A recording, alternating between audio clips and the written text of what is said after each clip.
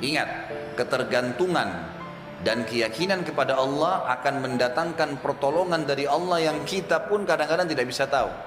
Kata para ulama, kalau ada orang yang merasa takut, misalnya khawatir, dia merasa ketakutan kalau lewat di sebuah tempat, dia merinding, kemudian dia membaca isti'adzah, a'udzubillahi minasyaitonirrajim, sudah cukup. Allah utus malaikat-malaikat yang banyak yang akan membunuh syaitan-syaitan yang mengganggu. Padahal kita nggak lihat, kita nggak tahu. Seperti itu. Ada kisah, saya baru dapatkan kemarin, ada seorang muslimah di Amerika. Dia tinggal di sebuah pemukiman di Amerika itu, yang di situ banyak geng-geng penjahat. Orang-orang yang berkulit hitam yang tiap hari memerkosa, membunuh orang, saling perang. Tapi dia nggak bisa apa-apa karena memang dia tinggal di wilayah situ bersama dengan orang tuanya.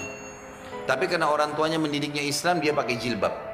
Setiap hari dia harus melewati gang-gang orang-orang ini. Jadi dia berusaha supaya tiba di rumah sebelum terbenam matahari. Karena kalau sudah malam, sudah gelap, udah kumpul tuh geng-geng semua di situ. Ringkas cerita adalah, cerita kisah nyatanya, muslimah ini pulang dari kampusnya agak malam pada satu hari. Sudah gelap, dia nggak punya pilihan, harus melewati gang-gang yang penuh dengan orang-orang jahat ini. Dia bilang, saya waktu mau lewatin gang itu menuju ke apartemen saya, rumah susun orang tua saya, ada satu perempuan di depan saya, kelihatannya bukan muslimah, tidak tutup aurat, lagi lewat juga di gang situ. Tiba-tiba saya lihat dengan mata saya dikeroyokin oleh laki-laki itu. Dipegangin, ditarik dengan paksa, dimasukkan ke dalam sebuah tempat dan terdengar suara teriak-teriak, kemungkinan diperkosa. Dan mereka sudah punya tim, jadi yang narik ke dalam itu beberapa orang nanti diperkosa, yang lainnya berdiri di depan gang seakan-akan tidak terjadi apa-apa. Nanti mereka gantian memerkosa orang, hampir tiap hari pekerjaan begitu. Maka muslimah ini mengatakan, saya lihat depan mata saya itu, tapi saya nggak bisa berhenti. Saya mau kemana? Mau ke kampus sudah tutup, mau ke tempat teman-temannya jauh, rumahnya tinggal beberapa langkah, harus dilewatin. Dia bilang, lalu saya berdoa kepada Allah, ya Allah, sebagaimana aku meyakini kamu ada, kamulah yang telah memerintahkan aku untuk menjaga kehormatanku, jagalah kehormatan ini. Dia bilang, lalu saya bertawakal, jalan aja sudah, apa yang terjadi terjadi, karena nggak ada opsi. Dia bilang, sementara saya lewat di depan mereka, geng-geng ini banyak orangnya, bukan satu dua orang, banyak orang di situ, mungkin lebih daripada 10 orang, tidak satu pun yang mengganggu saya. Dia bilang, nggak satu pun mengganggu saya. Dan waktu saya lewat, mereka pada buang muka. Orang-orang ini pada buang muka. Saya jalan sampai melewatin gang itu. Kebetulan rumah saya, rumah orang tua saya berhadapan dengan kantor polisi.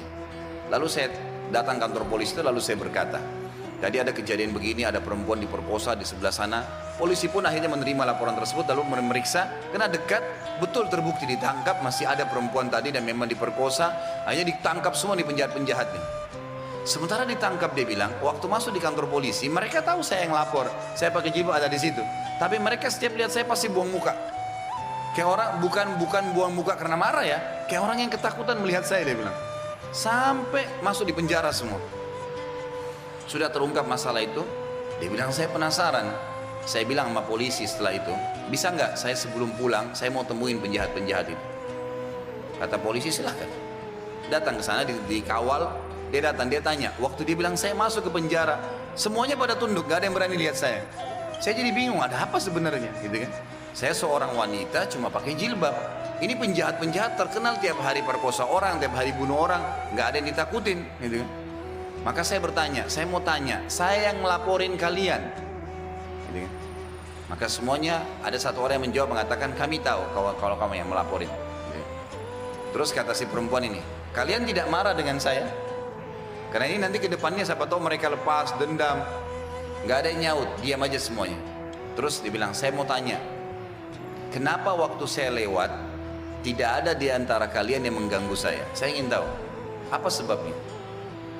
Ada satu orang, dia tidak angkat matanya ke arah perempuan, cuma dia tunduk, dia mengatakan, dari tadi, dari anda lewatin gang sampai sekarang, di belakang anda banyak orang yang menggunakan baju-baju putih yang menemani anda, dan badannya besar-besar, kami takut. Perempuan ini bilang, saya tiba-tiba gemetar, hampir jatuh, kaget dengan informasi itu.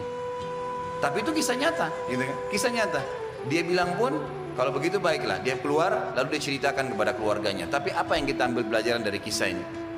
Keyakinan kepada Allah Subhanahu wa taala mendatangkan pertolongan yang memang tidak masuk di akal manusia. Tidak masuk di akal manusia. Nggak bisa, susah untuk dihubungkan itu.